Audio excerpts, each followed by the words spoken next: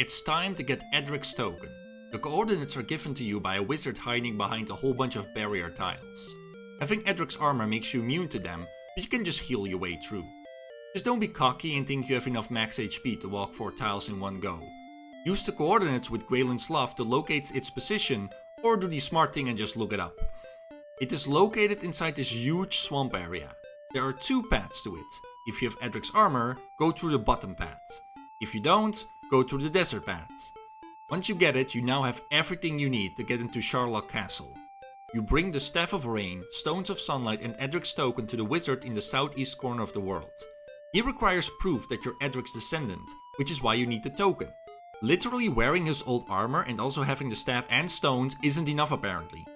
When you talk to him, he will combine the staff and stones into the rainbow drop, and this is where I have to point out how stupid Erdrick's tablet is. The only point of the tablet was to tell you which items to collect. Putting aside the fact that you don't need to know that in advance, it's also blatantly wrong. According to the tablet, Erdrick collected 3 items, which were necessary to reach Sharlock Castle, and then left those 3 items with 3 keepers. While only 2 of the 3 keepers actually gave me an item. The third one just combined them and required me to collect the third one before he would do it. Hell, there is even a treasure chest behind him, but because he doesn't disappear, you can never get it. I checked the code and there is no item associated with it. That really makes me wonder which 3 items the original Erdrick supposedly collected. Well, we're in luck, because Dragon Quest III is actually a prequel to Dragon Quest I, where you play as the original Erdrick. Except not really. The first part of the game has you battling the evil Baramos, but after that the pit of Giaga opens, allowing you to travel to the world of Dragon Quest I. Here you actually have to collect the 3 exact same items from Dragon Quest I, which are all hidden in the same spots, except the staff and the amulet are swapped, and the amulet is now called the Sacred Amulet. Finally, you need an old man to combine the staff and the stones, who is also in the exact same location by the way, and he also won't do it unless you show him the amulet. So that means that when the Dragon Quest III hero collected the 3 items, he then hid them in the exact same spots he found them in? Also, it doesn't really explain why the amulet is necessary to collect. In this game it does have some magic qualities, and it's talked about how it must be passed down to his descendants. But that sounds more like it was added just to tie into Dragon Quest I. And that's the problem, because this isn't a real prequel, not in the way prequels ought to be.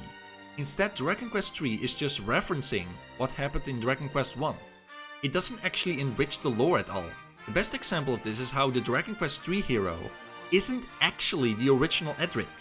Instead of just calling this hero Erdrick, they instead decide to make it a plot twist by preventing you from naming him Erdrick and then giving him the honorary title of Erdrick at the end of the game. Which doesn't really explain anything, does it? Then who's the real Erdrick? Is this Erdrick?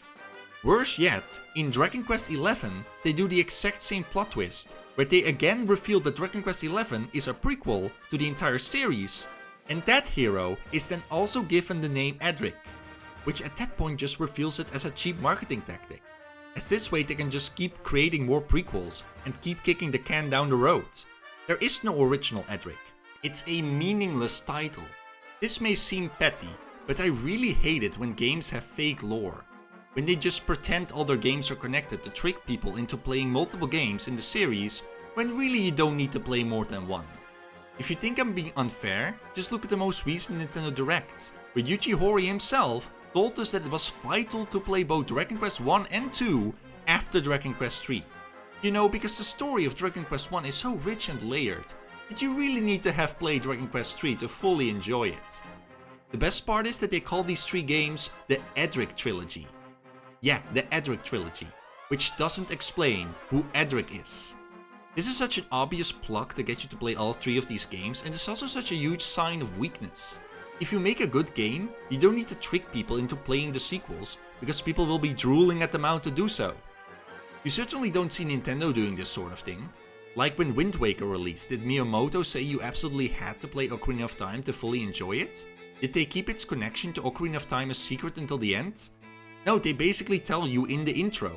And even if you've never played Ocarina of Time, you don't have to, because any information you need to know is told to you in the intro and throughout the game.